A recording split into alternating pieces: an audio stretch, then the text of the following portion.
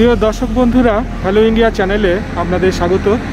আজকে এই মুহূর্তে আমি দাঁড়িয়ে আছি রানীগঞ্জে রানীশাহের মোড়ে। তো আজকে আমি যাচ্ছি রানীশাহের মোড় থেকে হিজলগড়া বলে একটি গ্রাম আছে, জামুরিয়ার অন্তর্গত, জামুরিয়া ব্লকের অন্তর্গত হিজলগড়া গ্রাম। এখান থেকে প্রায় 15-16 কিলোমিটার হবে। তো সেখানে আপনার কৃষ্ণবিলাস চক্রবর্তী বলে একজন খুব দিন দরিদ্র মানুষ।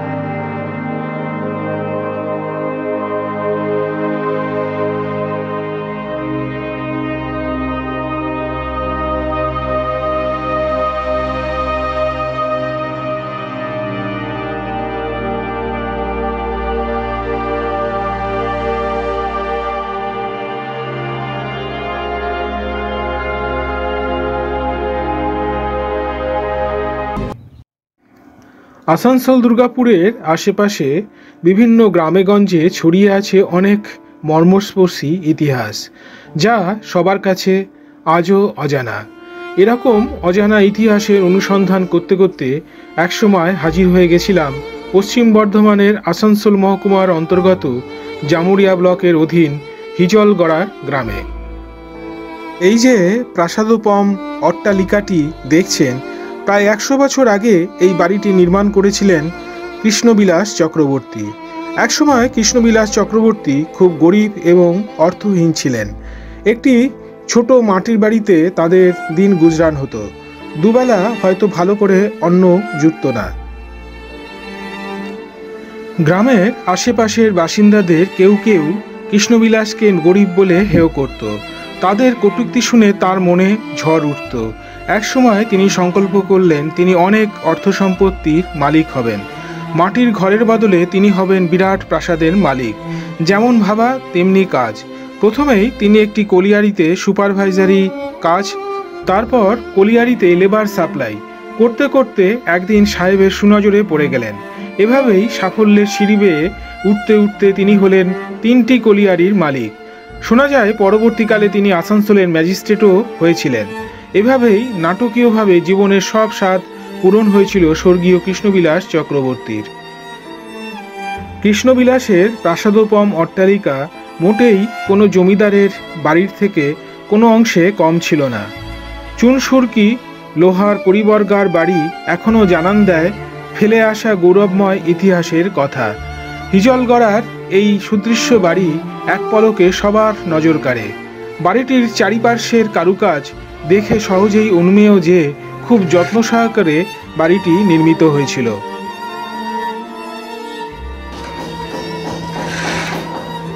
আপনাদের প্রধান ফটক ছিল বাড়ির কোনটা? এইটা প্রধান ফটক না?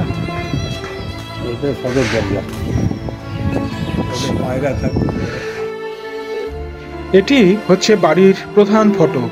তবে বাড়ির সম্মুখভাগে আরও একটি প্রবেশদ্বার আছে, যেখান দিয়ে বাড়ির বৈঠকখানাতে প্রবেশ করা যায়। একতলায় এবং দোতলার বৈঠকখানা দেখার মতন ছিল। বৈঠকখানার চারিপাশে চোখ ধাঁধানো কারুকাজ এবং নকশা সবাইকে মোহিত করত। একতলায় বৈঠকখানার সিলিং থেকে ঝুলত সুদৃশ্য ঝালর। দামি আসবাবপত্রে সাজানো ছিল এই রাজকীয় বৈঠকখানা, যেখানে আসতেন অনেক গণ্যমান্য ব্যক্তি। কিন্তু বর্তমানে সেকালের জৌলুস আজ অনেক ফিকে হয়ে গেছে। কালচক্র অতীতের গরিমাকে ধীরে ধীরে কখন নিঃশেষ করে দিয়েছে। অতীতের স্মৃতি এখন শুধুই বেদনার। এই বাড়ির ভিতরে দ্বিতলের একটি ঘর থেকে সিঁড়ি দিয়ে ভূগর্ভস্থ গোপন কুঠুরিতে প্রবেশ করা যায়। তখনকার দিনে এইসব এলাকায় খুব চোর ডাকাতের ভয় ছিল। বহুমূল্য ধনসম্পত্তি নিরাপদে রাখার জন্যই এই গোপন কুঠুরি নির্মিত হয়েছিল বলে জানা যায়।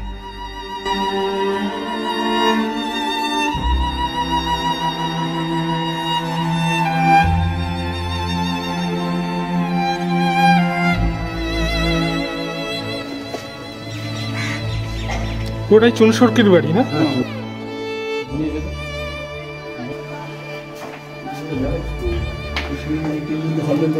লাইটটা জ্বালা।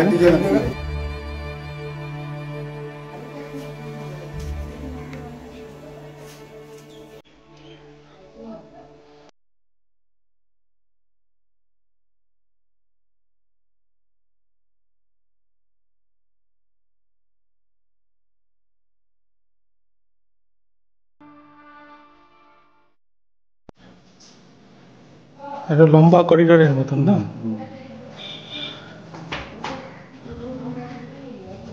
এখানে আমাদের ঠাকুর সেবা আছে, ভিতর ধরে আছে আমাদের। চলুন চলুন চলুন। চাবি দিলে এইটা হচ্ছে ঠাকুর থাকে আমাদের। আচ্ছা, মন্দির আছে, ঠাকুর দিলে ঠাকুর লাইট দেবে না।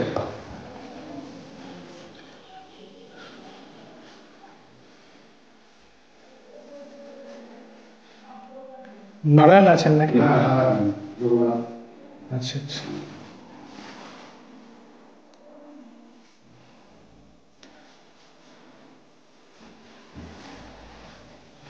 চলুন।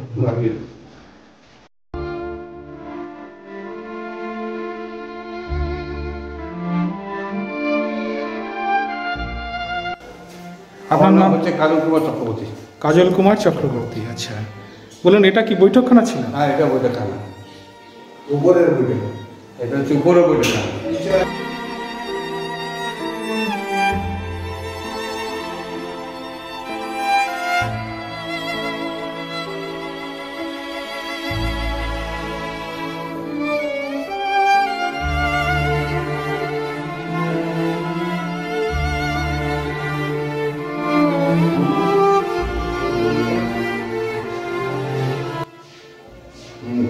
বার্মিস সেগুন না? বার্মাটিক সেগুন। বার্মাটিক সেগুন, আচ্ছা আচ্ছা।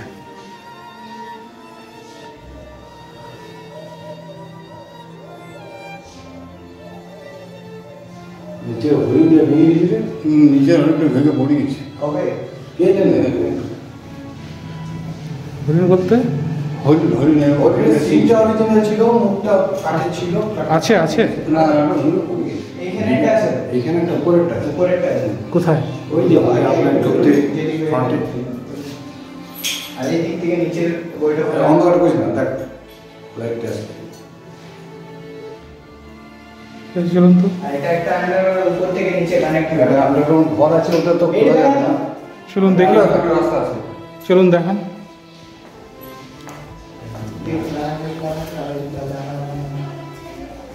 ওখানে লাগিয়ে জ্বালাগুন।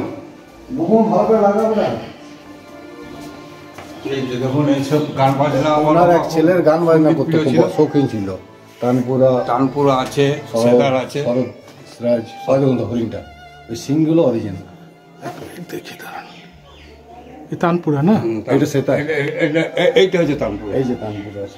এটা সেতার। এটা সেতার, আর এটা হচ্ছে শরৎ। আচ্ছা, এসব কে বাজাতো? আমার বাবা রবীন্দ্রনাথ চক্রবর্তী। 9 ছেলে, আচ্ছা, 9 ছেলে বাবা। মানে 9 ছেলে না 6 ছেলে। চক্রবর্তী এটা অরিজিনাল হরিণের সিং না? ওই সেই পূর্বপুরুষ থেকেই আছে। থেকে আছে। আচ্ছা। উপরে ছিল একটা, নিচে একটা আছে।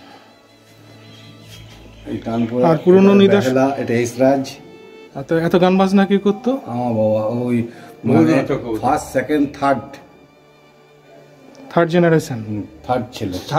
আপনারা কোন জেনারেশন চলছে? আমরা থার্ড জেনারেশন, আমরা নাতি কৃষ্ণগিরা থার্ডের ছেলে আমরা দুবাই। এই ঘরটার চাবিটা একদম থাকে হ্যাঁ। তার কাছে আছে। এই যে স্পেসটা দেখছেন না, এই নিচে হয়তো আন্ডারগ্রাউন্ডে সিঁড়ি, আন্ডারগ্রাউন্ডে ঘর আছে, আয়রন চেস্ট।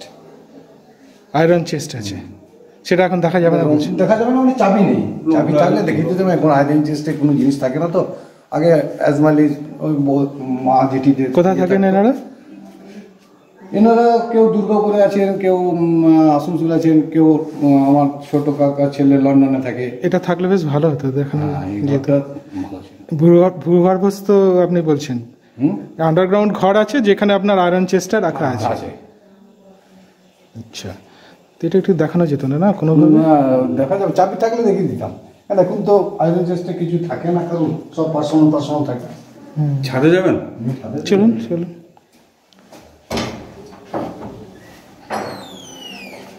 এই যে আমরা এই যে ফটোগুলো দেখছেন ঘর থেকে নিচের আর নিচের ওইখান থেকে নিচের ওই ইয়ে লকটা নিয়েছেন আয়রন সব গেটটা? না গেটটা দেখুন এখানে। এই যে ঘরটা এই ফুটোটা দেখছেন না, ওই আয়রন চেস্টের যে সিঁড়ি আছে এমনি সিঁড়ির মতো ওই ফুটোটা দিকে। এই যে এটা একটা ক্রসেবল গেট, এইভাবে লাগাচ্ছে। ওই যে ওই ফুটোটা দেখছেন তো, ওইটা আন্ডারগ্রাউন্ডে ঘর সিঁড়ির মতন, ওইখানে খাপ, এইটা যেমন সিঁড়িতে খাপ আছে, ওইটা সিঁড়িতে খাপটা আছে। ব্যাটা বুঝতে পারছেন ওই স্পেসটাতে?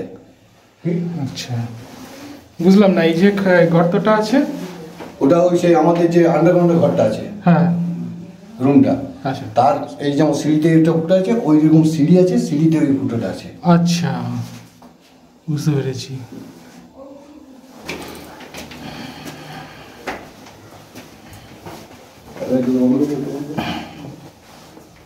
এই দিকে চলুন। Outer third floor. মেনটেনেন্স নেই নতুন থেকে, বুঝলেন? সিঁড়িগুলো আপনার কোনো কোমর ব্যথা বা কোনো একই লেভেলের। আমাদের সিঁড়িগুলো সিঁড়িতে মন যায় না, সিঁড়িগুলোতেও তো দেখছি কারুকাজ করা। মেনটেনেন্স নেই। আসলে আপনার সব ঘর করেছে এত বড় বাড়ি। এনার 6 ছেলে, আচ্ছা যে ভদ্রলোক যে বাড়ি বানিয়েছেন। স্বর্গীয় কৃষ্ণবিলাসবাবু একাধারে যেমন খুব ধর্মপ্রাণ মানুষ ছিলেন, অন্যদিকে তিনি ছিলেন একজন পরম দয়ালু মানুষ। বহু মানুষের তিনি উপকার করেছেন, অনেকের মেয়ের বিয়েতে তিনি অর্থদান করেছেন। স্বর্গীয় কৃষ্ণবিলাস চক্রবর্তীর পরিবারের কয়েকজন উত্তরসূরি এখনও এই বাড়িতে থাকেন। একসময় এই পরিবারের সঙ্গীত চর্চা বা গানবাজনার প্রতি অনুরাগ অনেককে আকৃষ্ট করেছিল।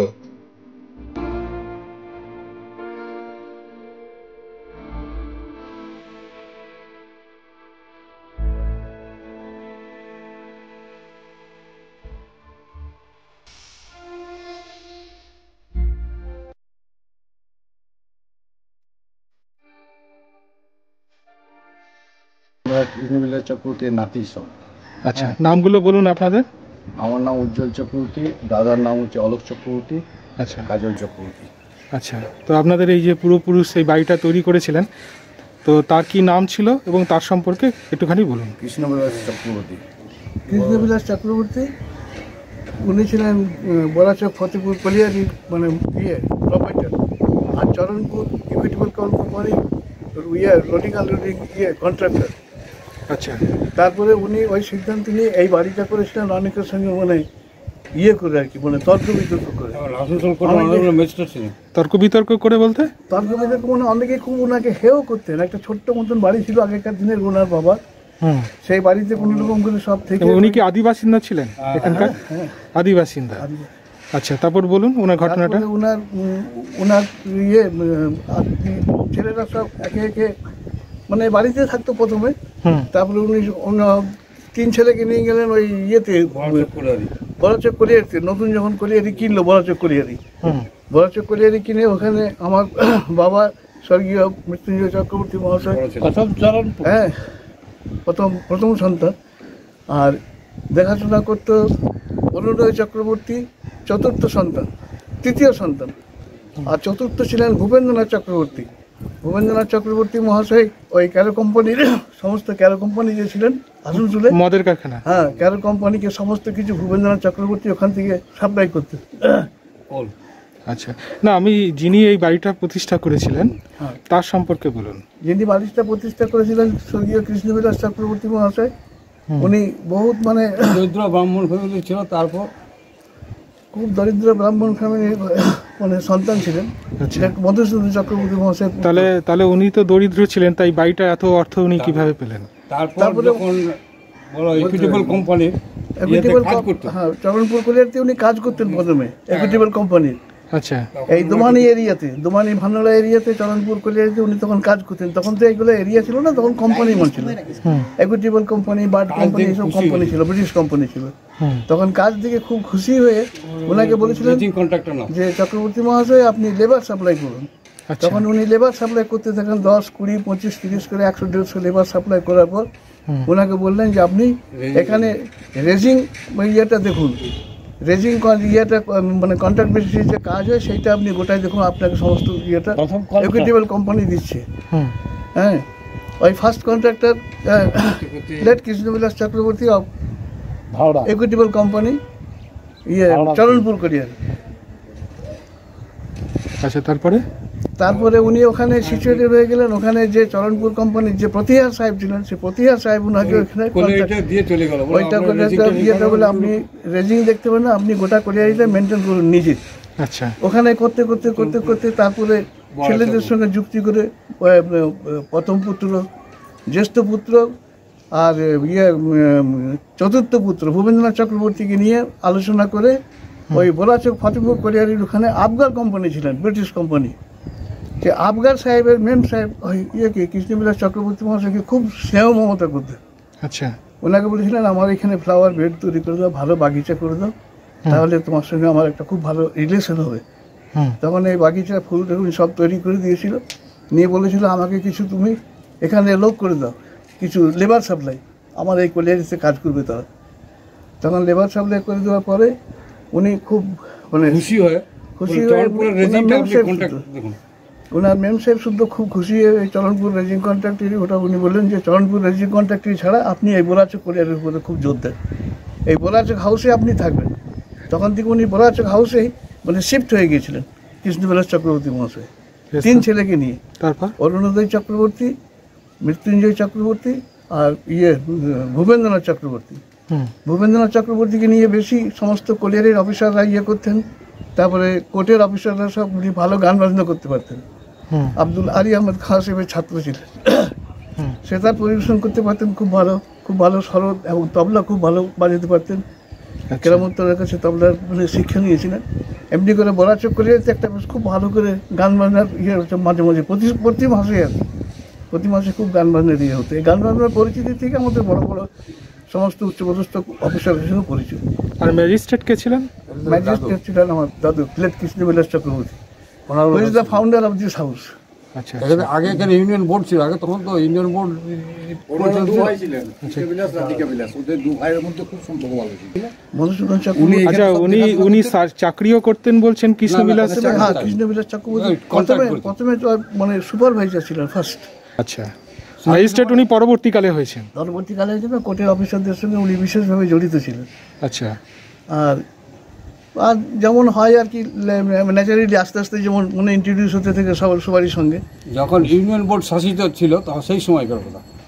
আচ্ছা, তো উনি কলিয়ারিরও মালিক হন এবং অর্থ সম্পত্তি করেন, তারপরে এই বাড়িটা উনি করেন। তারপরে কলিয়ারিটা উনি M Chakraborty and brothers coal company limited, Bolachak Fatepur colliery, এইটা উনি করে দিয়ে চলে যায়, কোম্পানির সঙ্গে লিজ নিয়েছিল। এত বড় বাড়িতে টোটাল রুম আছে আপনার দুটো বৈঠকখানা উপর নিচে। হ্যাঁ, একটা দোতলার উপরে আপনার রুম আছে 6টা, আর একটা বৈঠকখানা ঘর, তার সঙ্গে একটা করিডোর করে মানে অ্যাটাচ। আর বাইরে একটা আউটগোয়িং সিঁড়ি আছে, মানে বাইরে যাওয়ার একবারে, আর ভেতর থেকে একটা মানে ইন্টারওয়ে আছে আমাদের সব, যেটা দিয়ে ঢুকলেন এইটা। আর এইদিকে একটা এক্সিস্ট আছে, এইদিকে ফ্রন্ট সাইড দিকে একটা ডাবলা। আপনাদের ওই আয়রন চেস যেটা আছে ওই ঘরটাই তো দেখতে পেলাম না। চলুন নিচে নামি তাহলে। এইগুলো তখনকার দিনে নাইট গার্ড থাকতো 3 তলা। বলুন যে এই ঘরটাতেই তো আপনাদের ভূগর্ভস্থ আন্ডারগ্রাউন্ড। আচ্ছা, আন্ডারগ্রাউন্ড ঘর। কি জন্য ওটা করা হয়েছিল? এটা আগে চোর ডাকাতের ভয় ছিল, যা কিছু থাকতো একজনের কাছেই থাকতো। কিন্তু এটা তালা চাবি থাকার জন্য আর দেখতে পাইলাম না। এটা আপনাদের এক শরিকের কাছে আছে চাবিটা। এটা বাইরের দিক দিয়ে কোনো গেস্ট টেস্ট এলে এই দিক দিয়ে উঠতো সিঁড়ি ঘর, এটা উপরে যাওয়ার আরেকটা রাস্তা। আচ্ছা, এইটা হচ্ছে ঝালর না? সেই ঝালর তো এখন আর নেই নাকি? তবে উনি খুব শৌখিন ছিলেন বোঝা যাচ্ছে। ওই আলোটার কাছে নিয়ে চলুন। এত সুন্দর সিংটা ভেঙে দেবো। অরিজিনাল হরিণের সিং নাকি এটা? original এখানে। আরেকটা রিয়াল হরিণের ইয়ে আছে, দুতলার উপরে দেখে এটা সেই কৃষ্ণবিলাসের সময় থেকেই আছে। কৃষ্ণের সময় থেকে আছে। আচ্ছা, অরিজিনাল হরিণের সিং না? এই দিকটা মুখটা কাটে স্কুল দিয়ে আটানো। এই জায়গাটা ধরি আমরা। এই গেটটা তো আর খোলা যায় না, না এই দরজাটা? না এটা খোলা যাবে না, ও নোংরা তো ভর্তি।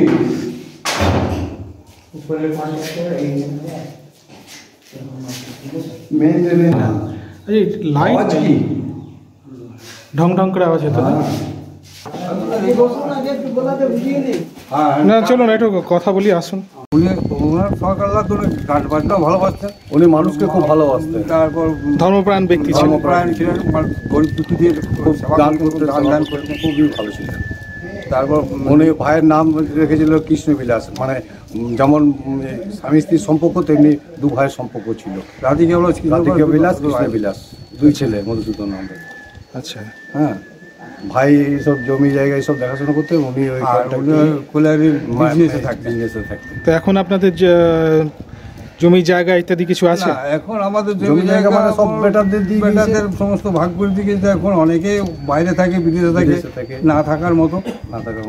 আচ্ছা, বাড়িটা তো খুব যত্ন করে উনি বানিয়েছেন দেখতে পাচ্ছি। ভালো এই পরিস্থিতি উত্তর সাইড থেকে যেতে হবে আপনাকে। সাহেব ভালোবেসেই সব কিছু দিয়ে গেছিল।